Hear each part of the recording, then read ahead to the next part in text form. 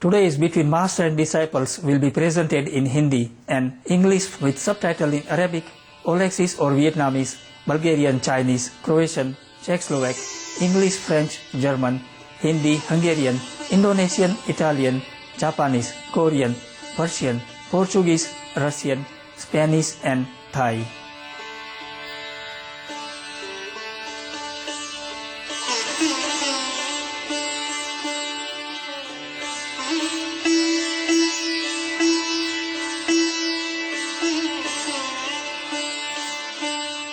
बुद्ध अथवा गौतम बुद्ध, जिन्हें साकी मुनि बुद्धा भी कहा जाता है, प्राचीन भारत के एक महान आध्यात्मिक गुरु थे। 5वीं सदी में राजकुमार के रूप में जन्मे गौतम बुद्ध चाहे है उन्हें साम्राज्य की असीम संपत्ति प्राप्त हुई, तथापि राजकुमार ने एक दिन आध्यात्मिक ज्ञान के लिए महलों की जिंदगी छोड़ दी। उनके वर्षों के तपस के उपरांत बुद्ध को बोधि वृक्ष के नीचे आत्मज्ञान प्राप्त हुआ। उन्होंने अपने अनुभव के सद्गुणों को अन्य लोगों के जन्म और मरण के चक्र से निकलने के लिए प्रदान किया। बुद्ध के सघन आध्यात्मिक ज्ञान के सर्वश्रेष्ठ सत्य का आज भी आदर सहित अध्ययन किया जाता है, उनके पंडितीय और सहानुभूति ज्ञान के कारण।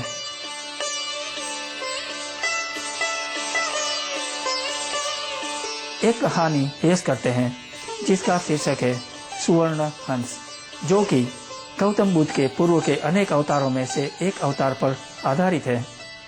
इस कहानी को कहा गया फिर से परम गुरु चिंगाई के द्वारा अंतर्राष्ट्रीय साप्ताहिक शिविर नोम पेन, कंबोडिया में मई 11 सन 1996 के दिन।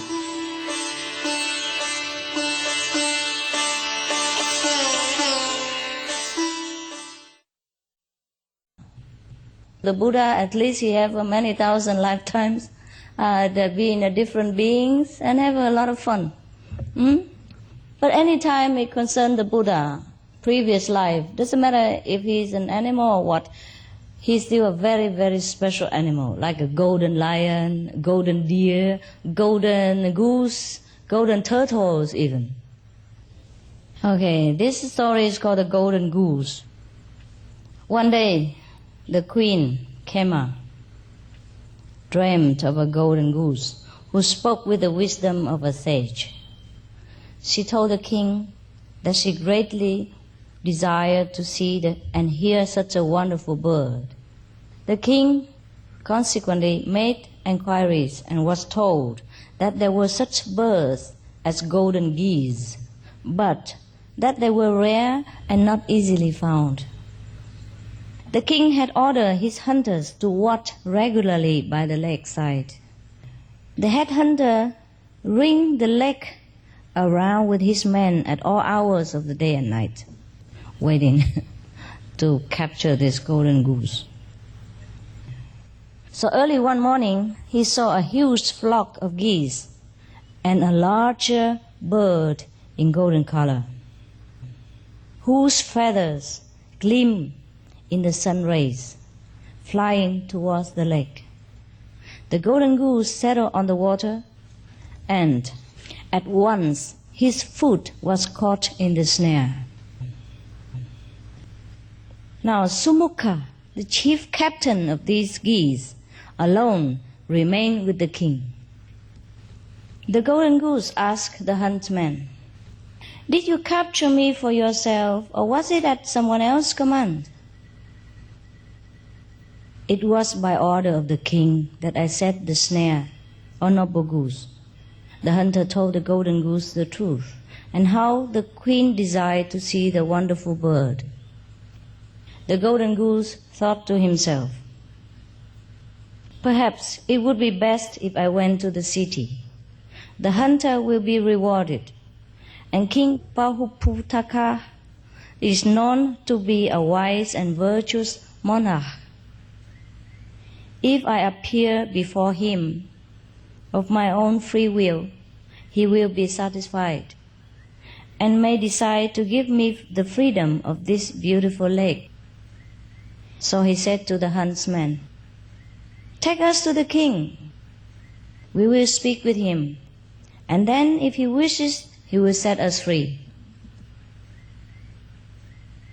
The huntsman said, Noble Goose, kings are not always merciful.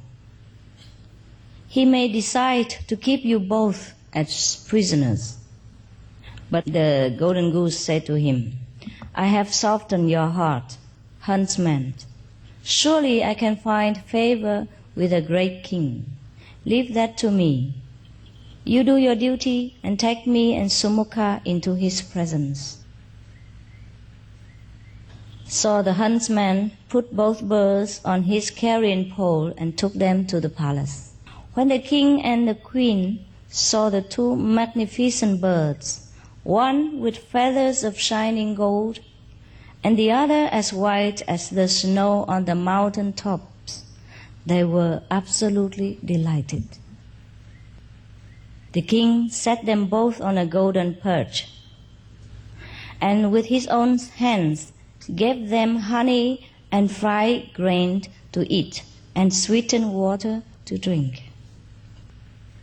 The whole night through, the king and the golden goose conversed together on the duties of kingship and the virtues of kings.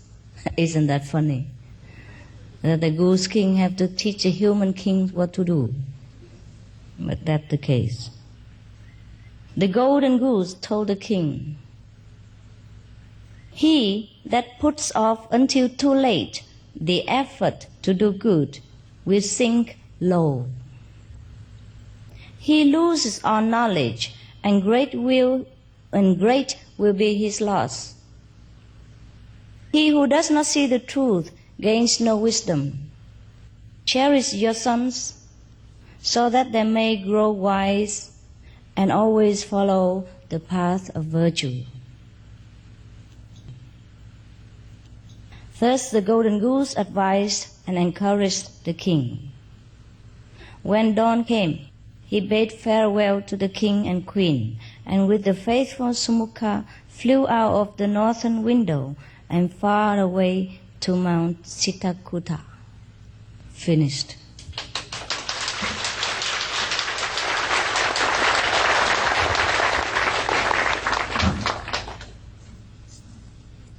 That's a very touching story, huh? Oh, actually, it's supposed to be Buddha's previous lifetime, because the whole book, it didn't say so on the title, but the whole book is about Shakyamuni's previous birth, yeah, as different graceful beings in this planet. So this is his birthday, birth month at least. So it's a very good story about his previous noble deeds while being a goose. You see the reason for being vegetarian, huh? At least, huh? You might eat a Buddha, you know that? So at least if we eat some flowers, it's just only flower Buddha. Huh? But if we eat a goose, it's a goose Buddha. It's terrible. Now, we would wonder why being goose or being geese together, there are only two so noble geese, and the rest were ordinary geese. 9,000 number, only two were noble beings. So actually, even in the animal kingdoms, there are differences, huh? Not only in mankind. Perhaps there are different developments within sentient beings as well. Even with the same species, there should always be the difference, because one chooses to go upward in a more noble direction, and the others choose to go the ordinary way, the easy way, and the more beneficial materially way. Perhaps our choice makes us noble or lowly.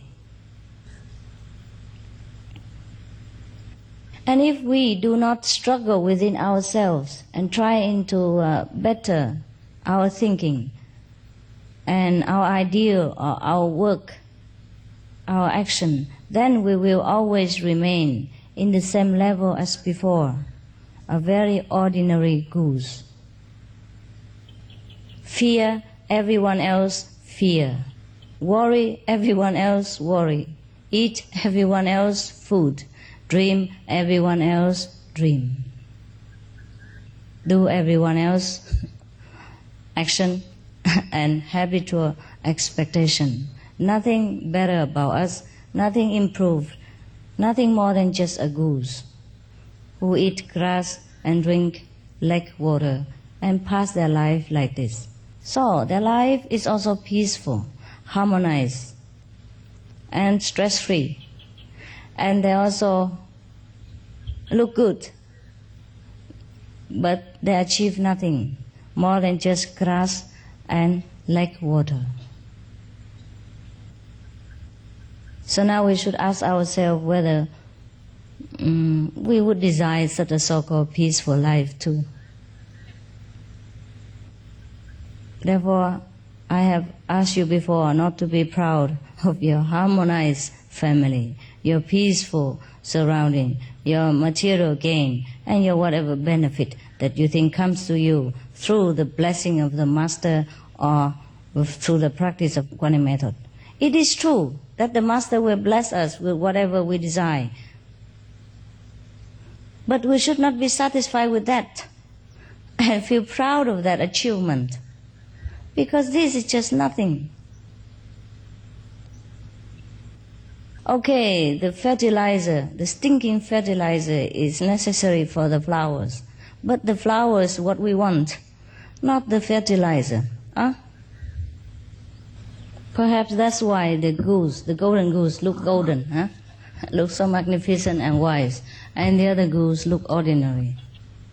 If you are Catholic or Protestant, you should remember in the Bible what Jesus said, that He doesn't come to bring peace, but to bring a sword, to set brothers against sister, father against son. Is that not so? Okay, now, okay. So, if a master say like that, what does it mean? Okay, he means that when he came and he gave you initiation or the wisdom of truth, I think the master wanted to remind you that family ties are nothing. Don't bother to put so great importance to the family peace and harmony, because the master don't care to restore peace and harmony to your family. He cares to set you free. That's all.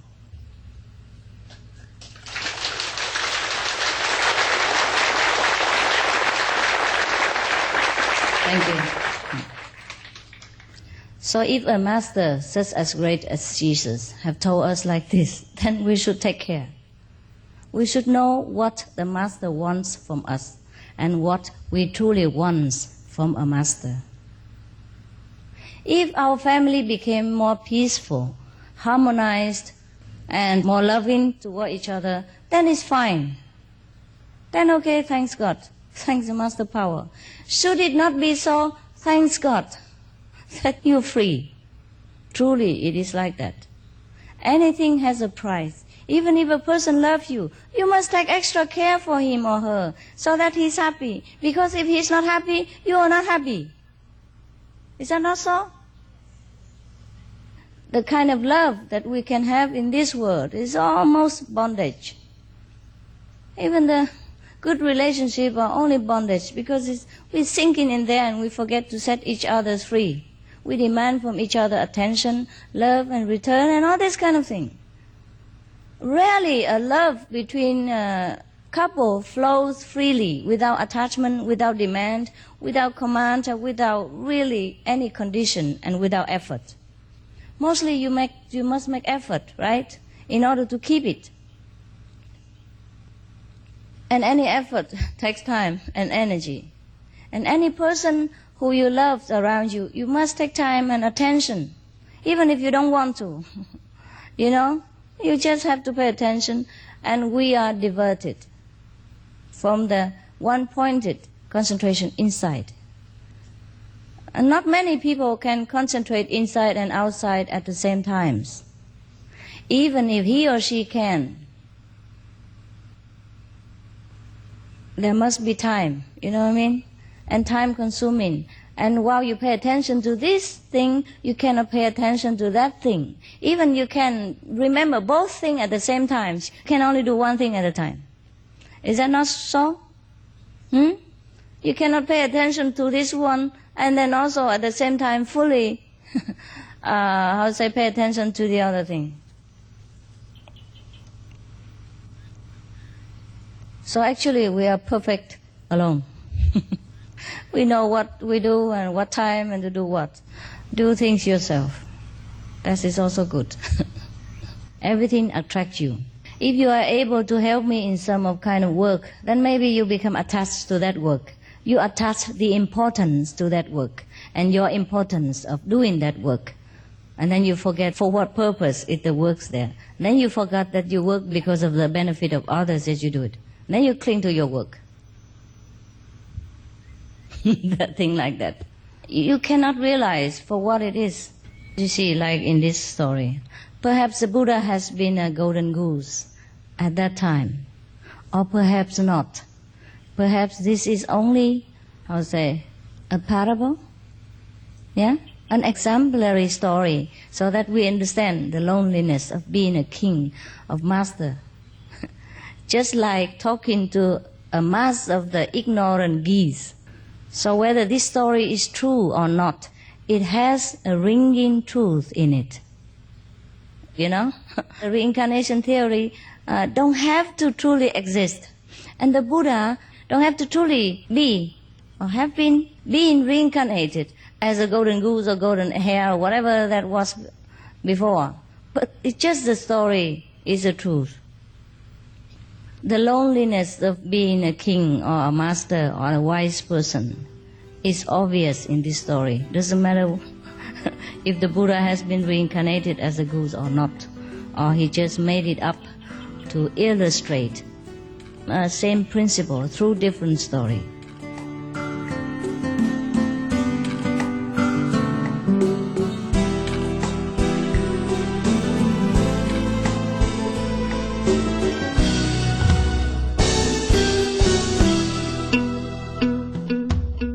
And if we do not struggle within ourselves and try to better our thinking and our ideal or our work, our action, then we will always remain in the same level as before.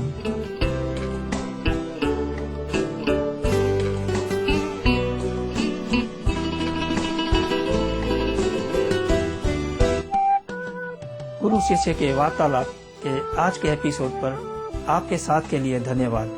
परम गुरु television पर कृपया लगे रहे। ग्रह पृथ्वी हमारा प्रिय निवास प्रस्तुत होगा ध्यान योग्य समाचारों के बाद। भगवान के आशीर्वाद और हम मिलेंगे और कभी।